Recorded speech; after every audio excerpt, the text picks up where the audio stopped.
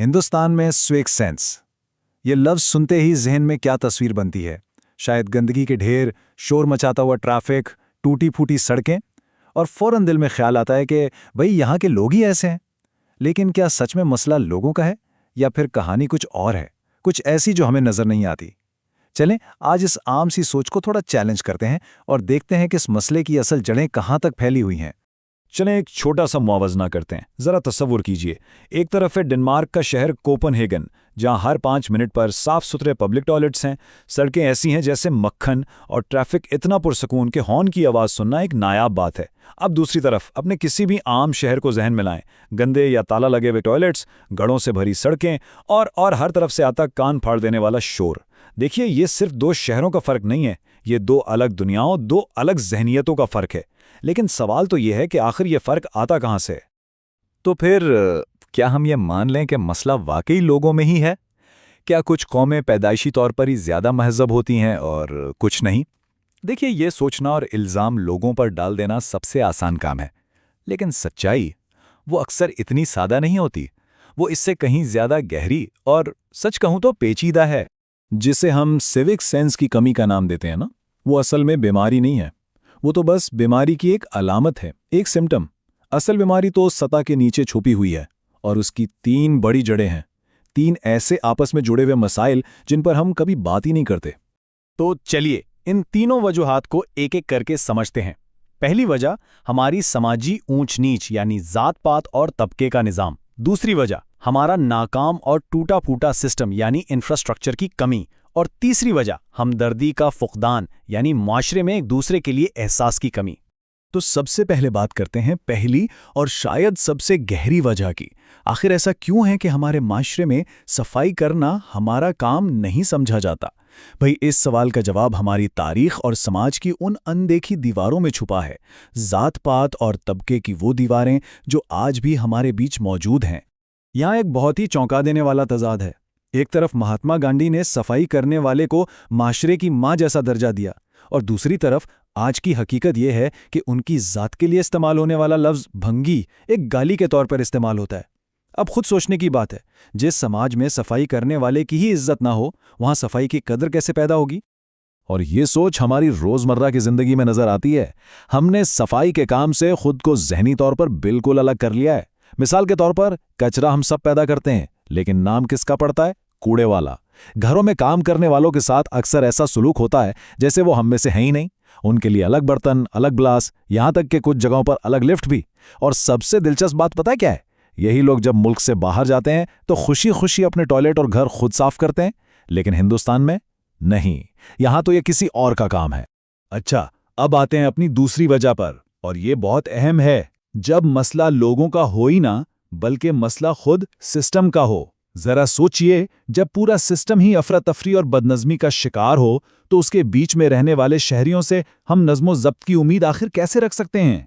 एक शिकायत जो हम सब बहुत सुनते हैं, लोग पब्लिक टॉयलेट्स इस्तेमाल नहीं करते, बाहर ही गंदगी फैलाते हैं।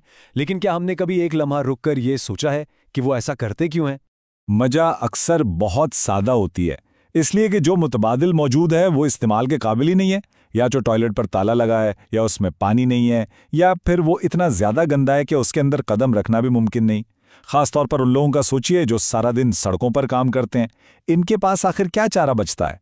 तो मसला लोगों की पसंद का नहीं, मसला पसंद के मौजूद ना होने का है। और ये कहानी सिर्फ टॉयलेट्स की नहीं है। पैदल चलने वालों के लिए फुटपाथ ही नहीं है। फ्लाईओवर्स की डिजाइनिंग ऐसी है कि 4 लेन चलते चलते अचानक 2 हो जाती हैं। सड़कों पर लेन मार्किंग और इशारों का तो नामो निशान ही नहीं मिलता।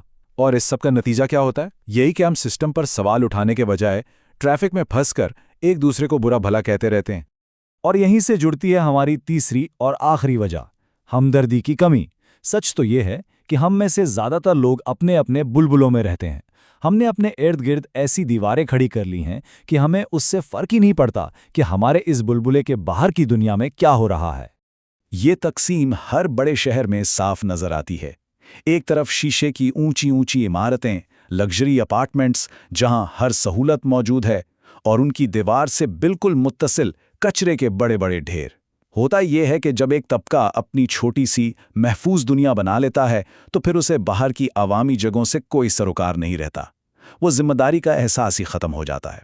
तो सवाल ये पैदा होता है कि अगर मसला इतना गहरा और पेचीदा है तो क्या इसका कोई हल भी है? जी बिल्कुल है। अब हम मसाइल से आगे बढ़कर उन हलों पर नजर डालेंगे जो दुनिया के कामयाब मुआशरों ने आजमाए हैं और कामयाब रहे हैं। सबसे पहले डेनमार्क की मिसाल देखते हैं। वहां घरों में कचरे को सिर्फ गीले और सूखे में अलग नहीं किया जाता, नहीं, बल्कि पूरी 10 अलग अलग कैटेगरीज में बांटा जाता है। खाने की चीजों से लेकर कागज, गत्ता, धात, शीशा, प्लास्टिक, यहां तक कि खतरनाक फजला भी अलग होता है। अब जब सिस्टम इतना तफसीली हो तो शहरी का रवैया भी खुद ब खुद जिम्मेदाराना हो जाता है। जर्मनी और डेनमार्क जैसी जगहों पर एक और कमाल का सिस्टम है जिसे पेंट कहते हैं। ये बहुत आसान है। जब कोई भी ड्रिंक की बोतल या कैन खरीदा जाता है तो उस पर थोड़े से इजाफी पैसे, एक डिपॉजिट देना पड़ता है। फिर जब वो खाली बोतल या कैन एक खास मशीन में वापस डाला जाता है तो वो डिपॉजिट के पैसे फौरन वापस मिल जाते हैं। इससे होता क्या है? रिसाइकलिंग एक माली फायदे का काम बन जाता है और सड़क पर बोतल फेंकना अपना ही माली नुकसान करने के बराबर है।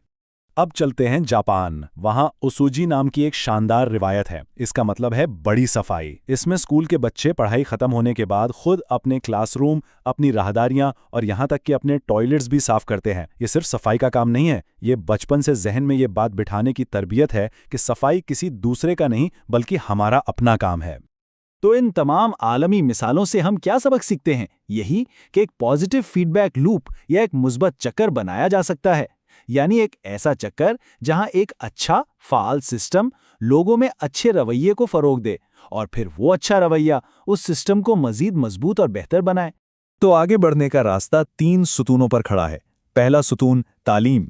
स्कूल की सतह से ही बच्चों को हर काम की इज्जत करना और जात-पात के नुकसानात के बारे में सिखाया जाए। दूसरा सुतून सिस्टम। हुकूमत को पहले इंफ्रास्ट्रक्चर बनाना होगा, साफ सुथरे टॉयलेट, हर जगह कूड़ेदान और महफूज फुटपाथ। और तीसरा सुतून कानून का नफाज। जुर्माने भले ही कम हों लेकिन उनका इतलाक यकीनी बनाया जाए।